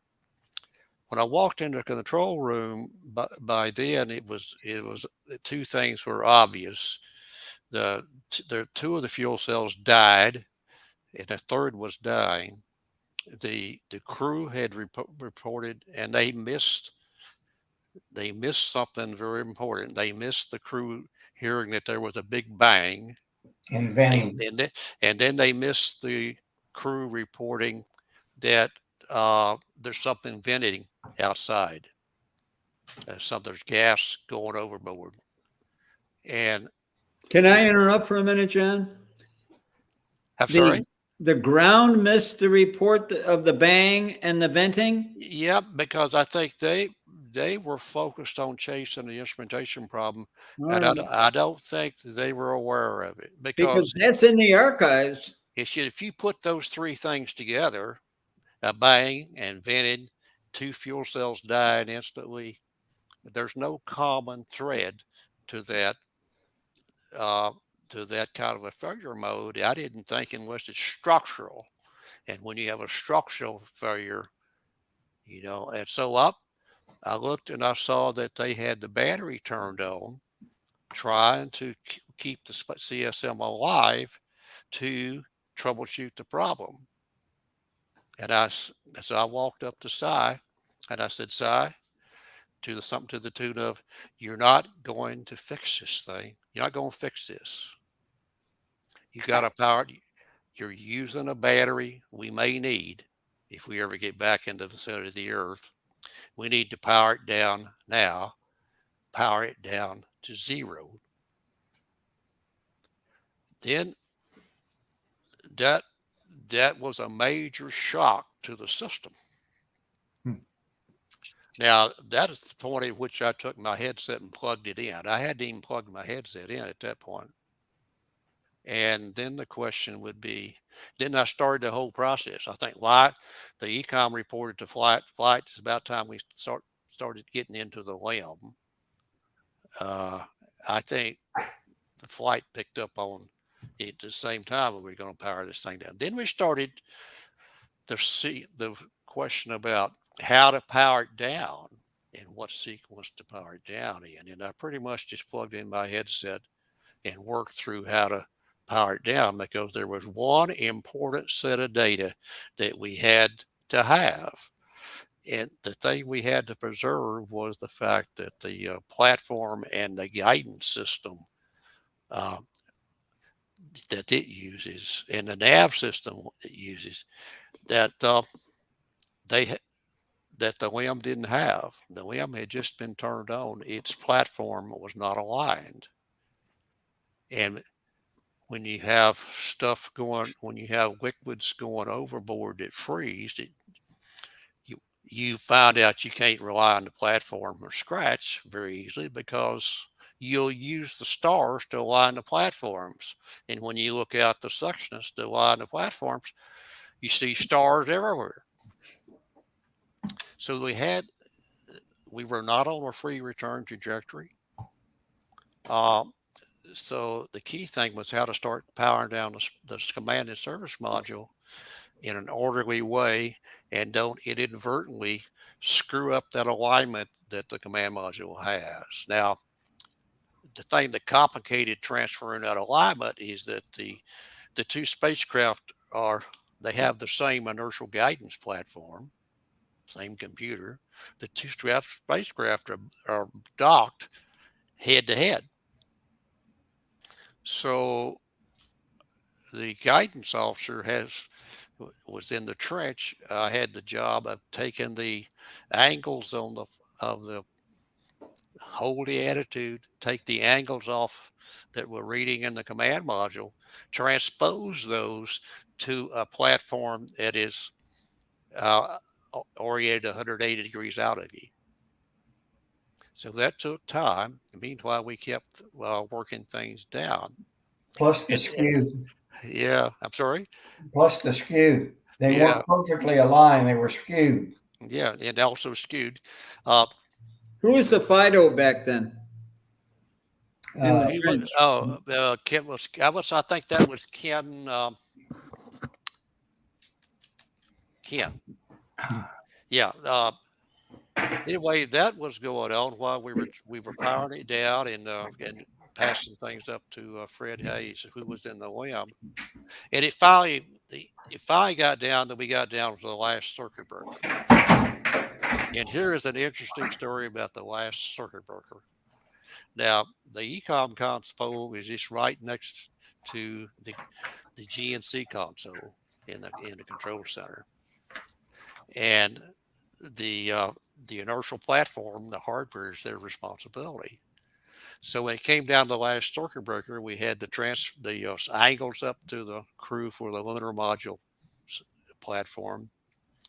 I said, okay, the last one, we need to turn the IMU power circuit breaker off.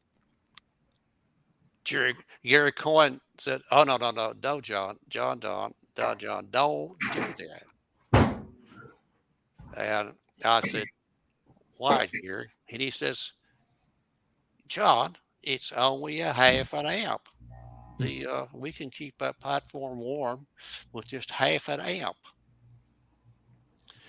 And I said, Gary, we're probably 100 hours from home. 100 hours times a half an amp is 50 amp hours. Wow. That is more than what's left in one of our good batteries. And he looked at me and he says, well, John, I guess you ought to go ahead and pull it. but a platform may never work again. And that was the risk. So then when you turn off the all the things in the command module, there was no reason for the command module Gary Coyne now to be in the control room anymore. We all just retreated to a conference room, and that's when Kranz walked in and made his pep talk about we're going to do this, this, and this. What he was drawing on the board up there, and that's when we said, "Hold it, Gene, you can't do that." Right. That's when you told them the power budget that you had to work with. Yeah. The good news is they took that platform. 2 hours later, they executed a guided burn. I mean, to give us on a free return. That's a good question there. Using the descent engine. Yeah. So, yeah, it's a great question here from Rick. How much impact did the gas venting change the trajectory of the craft? Well, that was a thorn in our side all the way home. Normally we'd had enough experience about what trajectory perturbations you get on your way home and how to do mid courses.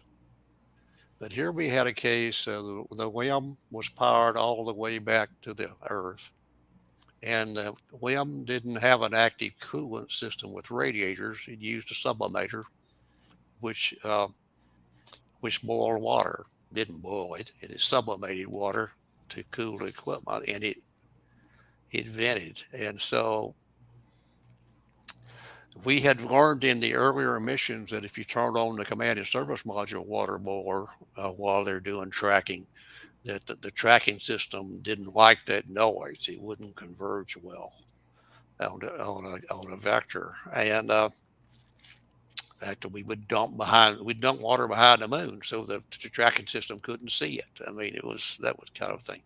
But didn't have experience with how much the water sublimator on the WEM it perturbated and put torques into the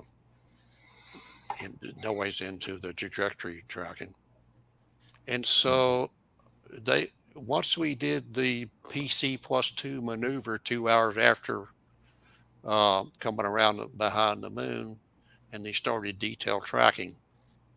If you look at the timeline and the sequence and all that was written about it, there was just the trajectory was just wanting to drift off, and they'd do a mid course and it'd drift off, and it was just not understood what was going on. In fact, they did pretty good sized mid courses. Mid courses are usually 1 or 2 feet per second.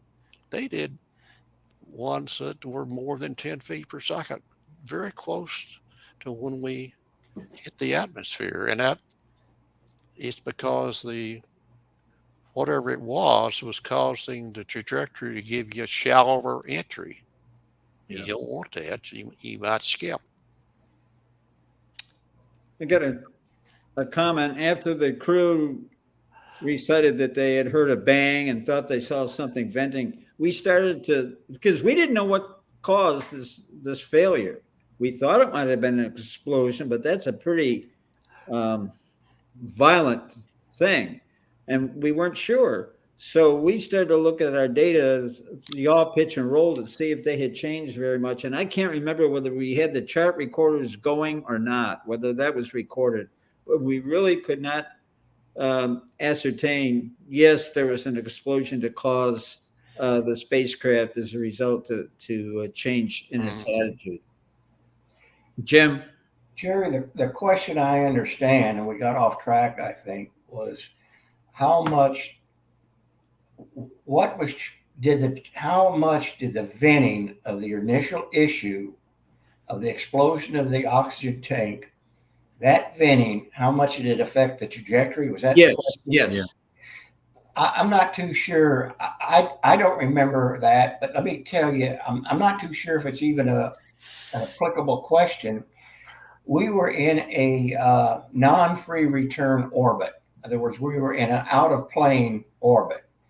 So if nothing was done as we went around the moon, we were not on a free return path to come back to Earth. I thought we were. I did not know that. No. And so what happened is the FIDO people made a decision, and we were all in this room together when that burn was being planned to put us back on a free return orbit. So shortly, and I don't know, John may remember, and I don't have a timeline, but shortly after the LEM was powered up and it was aligned, and they had it, there was a burn made to put us back on a free return. That would have negated any of the venting issues. Well, the issue about the trajectory, though, was that I assume the question was pointed to be, why was the trajectory kept wandering? No. The question, John, was, does the venting, when the crew reported there was venting, did that venting affect the trajectory? Yes. And 55 hours into the mission. Okay. Oh, you talking about when the tank let go? Yeah, when the tank blew. Well, I don't think anybody that I remember that actually focused on that. No, we didn't. But what was being focused on was put us back on a free return. Well, but see, I think the first thing they focused on was they took the last navigation position that they had, computed a vector to get you on free return, and plugged it in and burned it. And I would suspect some conservatism went into that. Now, but then when you get around the moon and you start home, then you got to worry about keeping the flight path angle slightly negative. That's another subject. Capture, and so that becomes the delicate problem. I was describing the delicate problem. Yeah, that's another subject. Which was manageable. It just caused multiple resources and uncertainty as to what was going on. Yeah. And chances are you didn't have the recorder running because you weren't expecting anything. No. And you probably didn't think about turning it on. There was no activity. There was no mid-course correction. So why? Yeah. Because those rolls only had so much paper in them. All right. Last clip on 13. I want to show this one too, mainly to just get reaction on this one. And this really gets into the sequence for power up. So let me show it, and then we'll talk about it briefly. Yeah, find the main bus breakers on panel 11. Yeah, main bus breakers, got it. Close main bus B.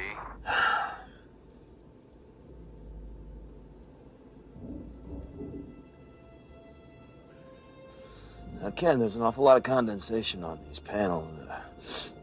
What's the word on these things shorting out?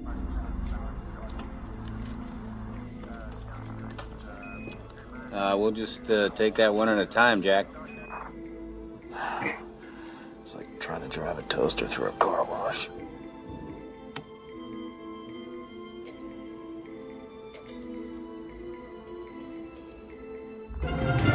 Main bus B is closed. Okay, 13, we're coming up on entry interface.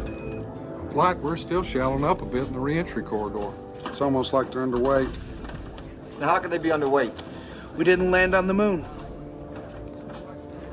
Rocks. That's a firm. One more thing, Jim. While Jack's working on the power-up, we'd like you and Fredo to transfer some ballast over the command module. Say again, Houston, ballast? That's a firm. Well, you got to get the weight right. We were expecting you to be toting a couple 100 pounds of moon rocks. Right, Houston. Now, Jack. Yeah, go ahead, Ken. Okay, now, panel 5. Circuit breaker, caution and warning. Main B, closed. Main B, closed. Master alarm, off. Okay, Jack.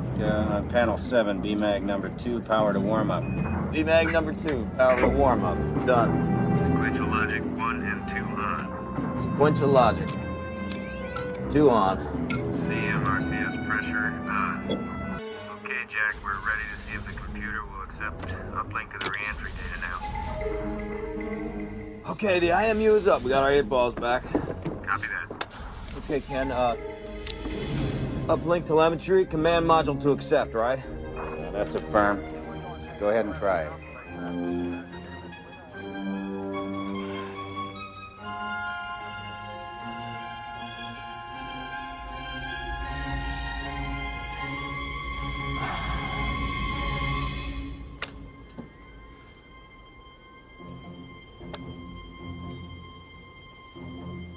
Uplink completed.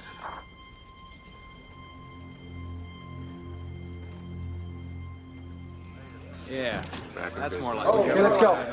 Take a look at your amps. How we doing? Let's go. All right. You got her back up, Ken. Boy, I wish you were here to see it. I'll bet you do.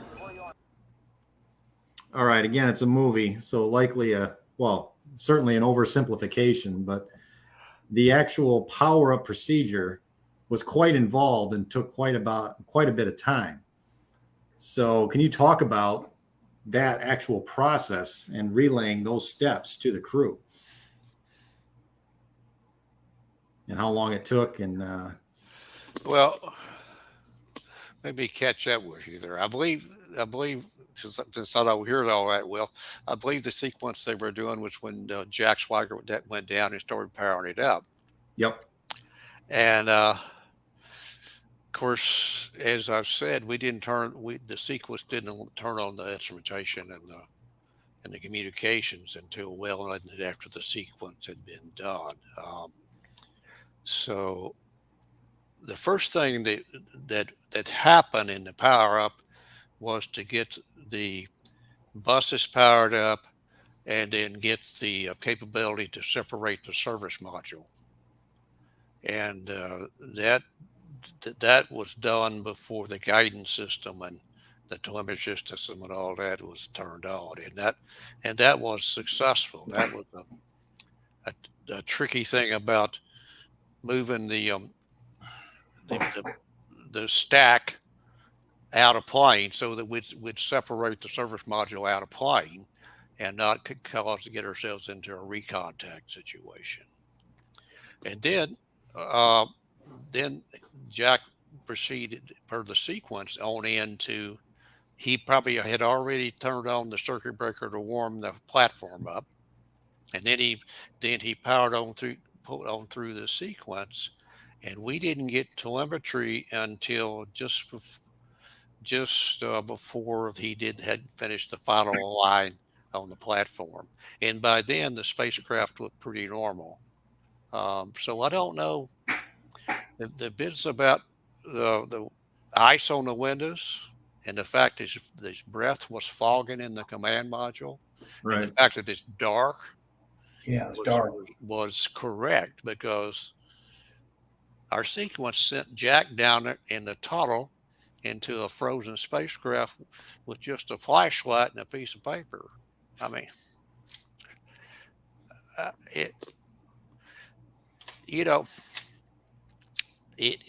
Jack did a miracle job. Jack did a wonderful job.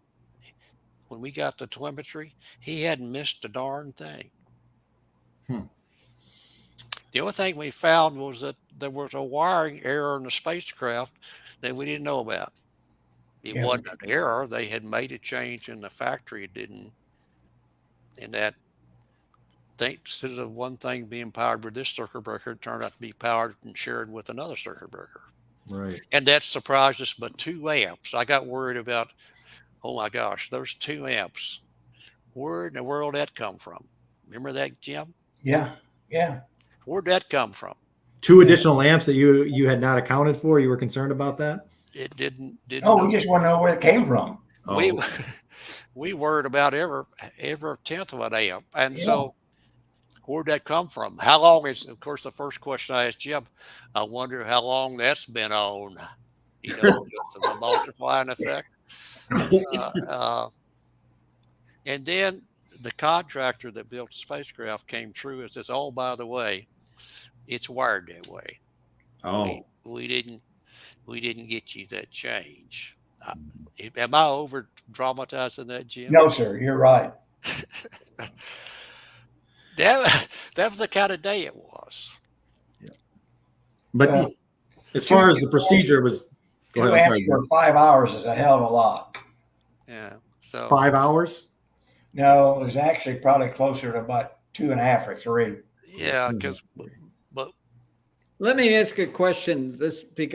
I got this story from someone that when Ken Mattingly read the whole sequence up to the crew, you weren't exactly sure where to begin. What did they have that you had on the ground? So you started with the launch checklist before the crew got anything to, customize the sequence. So this was the pre-launch checklist.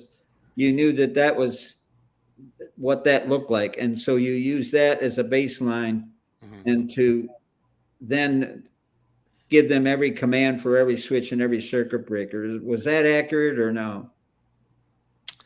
Well, Jim, what Jim and I had built was a holistic sequence. All right. See, and then with some very important people came in and did a very important job when the time came right. It was the people that had built all that flight data file and put it on board. And so they were able to say, okay, we recognize this. We can use this thing, whether it came from pre-launch or post-launch or wherever. We can use this piece of a sequence on page XXYZ and execute that, and with just a few edits. And then you read up the edit you wanted to do in that picture, that sequence. Okay. Or that subsequence, I should say subsequence, that subsequence that was on board. Even with that technique and with that expertise doing that job, it took an hour, almost 2 hours to read that sequence up. Yeah, I remember it was on the loop listening to Ken read that up, and he had to read it up, and then they'd have to confirm it. But it was the right thing to do. And well, we didn't have email, didn't have a fax machine, couldn't text it. Had to just read it individually. You couldn't text it. And each step had to be followed. In fact, the critical resource about halfway through that was they ran out of paper to write on. And they had to tear into the other parts of the checklist that weren't and write on the back of it. Yep. Well, it was a successful mission. We're coming up on 10 o'clock here, gentlemen. I need to ask you one other question about Apollo 8. And I think we've talked about this before. Actually, we've got another question that came in here. Hang on one second. How did you know in what position each switch was set before beginning restart sequence? Oh, that's interesting. Okay. Well, there was a Jim Kelly's very familiar with this one. There was a conscious raised is early in the sequence development that says we need to go to the crew and get them to give us a square one. I think we called it the square one checklist. Is that right, Jim? Yeah. And so they checked every switch and read off where it was to the ground. So that gave us the starting point of what the cockpit configuration was. Very important. And in fact, even when charging the batteries, they would go down to charge the batteries, and they would start from the square one configuration, all the switches and circuit breakers, charge the batteries, and then come back and put it back in the square one checklist on board. Well, that was sort of my question. It was just done differently with square one. All right. Okay. I wanted to show this as we're kind of wrapping up here. So these Apollo missions in terms of EVA time. So we had 11. That was the first one. And, total surface time, 21 hours, 2 hours, 31 minutes. as we get into these later Apollo missions that you guys were instrumental in working on, you can see that the surface time on the moon was significantly longer, and then culminating in the one that we're actually celebrating the 50th anniversary of today, Apollo 17, that landed 50 years ago today. 3 EVAs, total EVA time 22 hours, almost 1 full day. Total surface time 75 hours, and then total lunar material collected was 243 pounds. Yeah. Well, I can comment on that chart. Yeah, absolutely. What you see is that the surface activities got more complex and more extended, and what that shows also is that as the sites grew on each of these missions, more and more scientific equipment and more scientific questions were being raised, because more and more was learned about what to look for and so forth. And so two major things happened. One was more equipment was packed on the lunar module. It got heavier. It got a rover vehicle. The transverse trails got longer, and the sites grew, particularly if you start with Apollo 15, 16, and 17. Apollo 17, if I remember right, was the heaviest limb that was ever landed. And I want to make a point here, because there's another element program that needs to get some notice here. The Apollo 7 was the heavy. Apollo 11, 17, 16, and then 15 were heavy limbs. They were never planned to be that heavy from the get-go in their initial design. When they sized the Saturn V vehicle, everything was built around its capability. The lunar modules had to shed weight. The command module had to shed weight to stand within the throw weight of that. Then along came more understanding of the performance of that real vehicle, that Saturn V, and some major things were able to added not only the equipment to the lunar module, which means you delivered it to the surface. The Saturn V also took the weight hit when we fixed Apollo 13. We put a big old 400 amp hour battery in a service module that weighed no telling what, 300 or 400 pounds probably. We put another oxygen tank there, and that Saturn V vehicle took that all in stride. I mean, that tested that load to the limits for sure. Yeah, that Saturn V rocket deserves a lot of applause. Wow. As to what it could do. That's amazing, that vehicle. And it wasn't just a rocket; it was also a very precise navigation system. It had its own internal navigation, and I was always amazed that it could put you in orbit with a high precision orbit. Wow. When he got ready to send you to the moon, and you needed about 10,000 feet per second accelerated. And when it got that 10,000 feet per second on the book, it shut it off, usually within 1 or 2 feet per second. 1 or 2 feet per second out of 10,000. Wow. Amazing machine. And there it is, launching Apollo 17, Pearl Harbor Day, 1972, 50 years ago. Again, landed on the surface of the moon 50 years ago today, December 11. Gene Cernan, Harrison Schmitt, Jack Schmitt, the only trained geologist to set foot on the lunar surface, Ron Evans. And then, of course, we talked about the EVA time and the amount of material, lunar material collected. Splashdown, December 17. The Blue Marble. This is actually a poster I had on my wall as a kid 40 years ago. Copyright 1973 from the National Geographic magazine. Very iconic image of the Earth taken from Apollo 17. Beautiful shot. Yeah, boy. Spectacular to see the Earth in that perspective.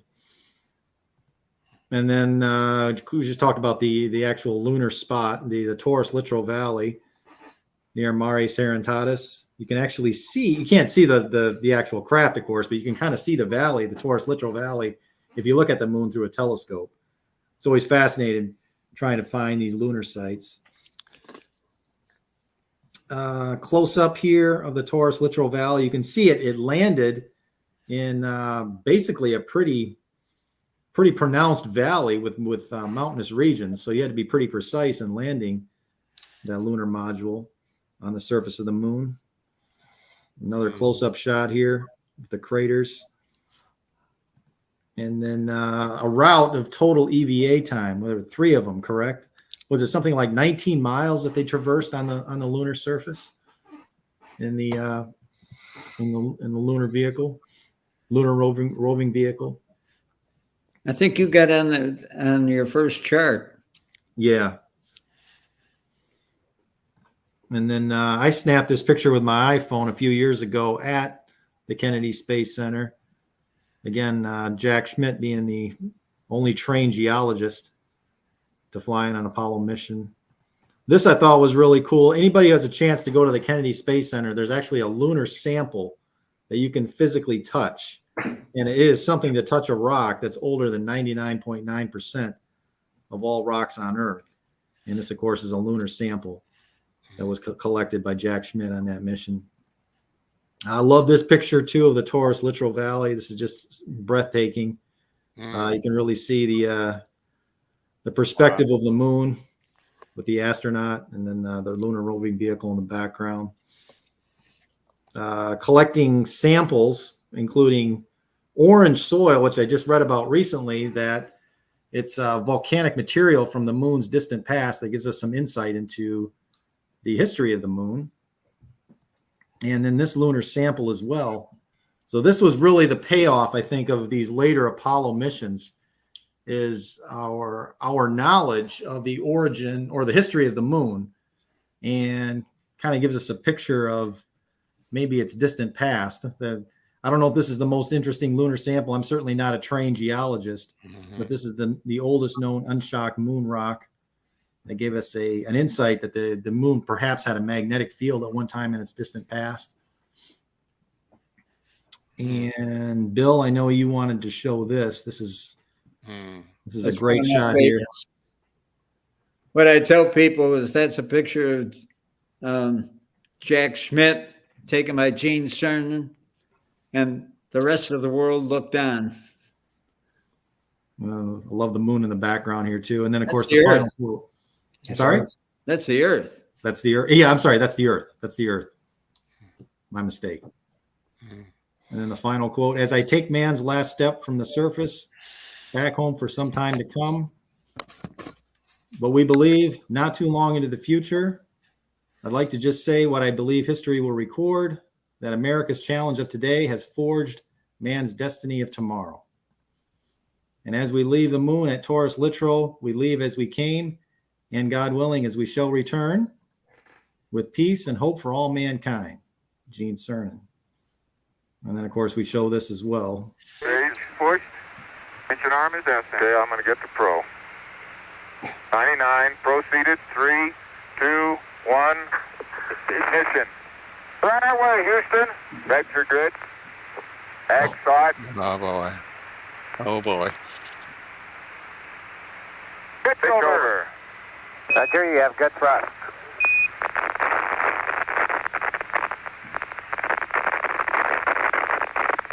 Okay, 30 seconds. 308 your number. Okay, coming through 1,500 feet, and H-dot looks good. All right, the last time we left the moon. Quite a moment.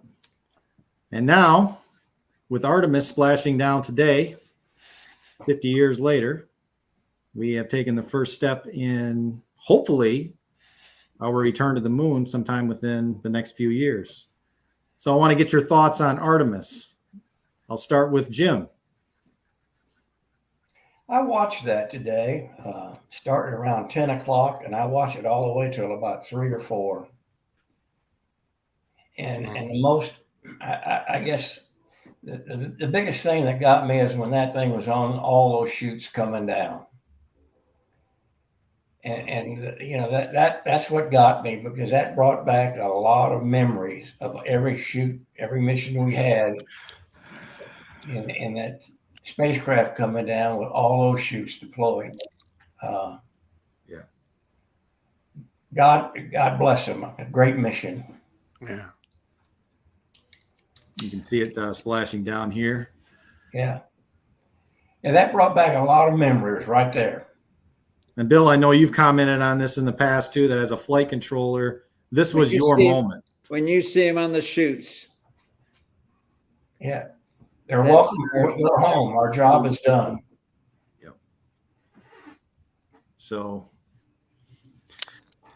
three beautiful chutes. That was always the beautiful sight at the end of these missions. The only other sight that was probably as beautiful as this was the 13 chutes. Yeah. You know, Apollo 17, you know, really gave all of us and our country a good feeling, because we set out to do something. It happened, and we did it well, and did exceedingly well. And we all were tuned into this is not the, I was tuned into this is not the end. I was already working on the next endeavor, which was the first space station called Skylab. And there's already work been to working on how to go back into space, keep going, how to go back into space in a reusable way with space shuttles, space shuttle orbiter and space station, to inch on way out into the solar system in a way that's feasible and sustainable, such that you could stay. So this was not a sad day for me. I mean, for sure, it was a very proud day, but I was already looking forward to building the steps to go back into space and stay. And as we all know, and became impatient with, I did, that we just had a very slow approach and a lot of fits and starts and along the way. And now we have finally worked up, you know, 50 years later, and we're going to do it. But right now we're stuck in low Earth orbit with the International Space Station. Artemis is the way out of here, and look how they started. They built another Saturn V. Oh, yeah, it's bigger. It's going to be the workhorse, just like the Saturn V was the workhorse that this was built on. The curious thing about the Space Launch System is we can launch at best maybe once a year. So there won't be the frequency like we enjoyed on Apollo. But then again, we don't have the competition against the Soviets that we did back then. But we've done all this before, and very, very successfully. That's what we've been talking about for the last 2 hours. So I'm sure that they're going to do it, and they're going to the mission should be very, very nominal. Frankly, I'd like your opinion. I'm not a big fan of going to Mars. I'll probably never see it in my lifetime anyway, but I think we can accomplish a great deal with unmanned spacecraft to Mars, and keep our interest in lunar and low Earth orbit. That's an interesting point, because robots can do a lot if you're sending them, and they're not as expensive as trying to keep human beings alive. So I've heard these things. Of course, it doesn't satisfy the innate curiosity to explore that all human beings have. There's something really wonderful about stepping on another world. But if your goal is science, it's a lot cheaper to do it with robots. And certainly Mars, you're talking about a whole different destination. So this idea of going to the moon and then stepping to Mars, is that realistic or is that still kind of wishful thinking? I think they're serious about it. Yeah. Yeah. We may be 30 years away. We may be 50 years away. I don't know, but yeah. Jeremy, do you remember? I'm sure you do. The interesting talk, and I think this lawyer was from Ole Miss. Yeah. Might be wrong, but she was a lawyer, and some of the topics she investigated is who owns the property on the moon where we landed, and is some other country, use your imagination as to which one, but what if some other country goes up there and starts to plow over all those footprints? Right. In our experiments, who owns those? Are we going to get in some sort of a conflict over real estate on the moon? It's a disturbing thought, and space law was the topic a few years ago. Yes. And yeah, those footprints should last for centuries. You probably recorded her, didn't you? I believe I have it on our YouTube channel. I'll put a card here to that presentation. But Jerry, you asked about today when I viewed that. All through the missions that I participated along with John, we never really got to see anything in real time on TV. We were always in the control center watching data. So today, as I watched umpteen hours of NASA channel 281 or whatever it is, I kept wanting to hear the loops. I want to hear what's going on. I want to look at, and it got down to the point that I was getting frustrated in a way, but I wanted to see data. Yeah. And those years that I was seeing data, I said, I'd really like to see what this looks like on live TV. But now that I've seen them both, let me back into the control center. That's hilarious. You're wired to think data, not just sit there and I kept, they built this service module over in Europe, and they showed a picture of the European Service Module Control Center. Well, that brings up a lot of questions. When you get go, no go, are we getting a no go from a control center in Finland? Norway? Or are there really SPS and RCS people and propulsion people and oxygen? It just opened up a bag of worms for me. Sure. So I ended up with a lot of questions. This is not just a NASA endeavor anymore. It's a global endeavor. No, but that's good. Sure. That is good. But the point being is, open the door, let me back in. I missed it. And put one man in charge or a woman. John, Bill, do you have the same sentiment? Well, you heard mine. He's taking yeah. Well, you're right. This conversation is right. A lot of good things are being developed in science, on the Earth, in Earth orbit, and so forth, and a lot of things are being developed for the benefit of mankind. But I guess the Apollo program made a romanticist out of me. There's just nothing like looking beyond the next hill when you get what's there, how to us go do it. It breeds a bunch of opportunities to people to follow their passion, which is what I did. I didn't work. Yeah.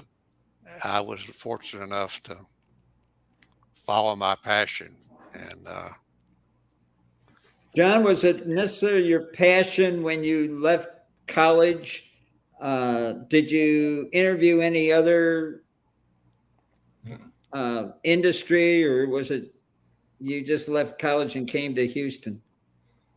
You mean with respect to how my final years of my career? Yes. What got you started at NASA? Had you been I think you came directly out of college, but was that your passion to work in some facet of space?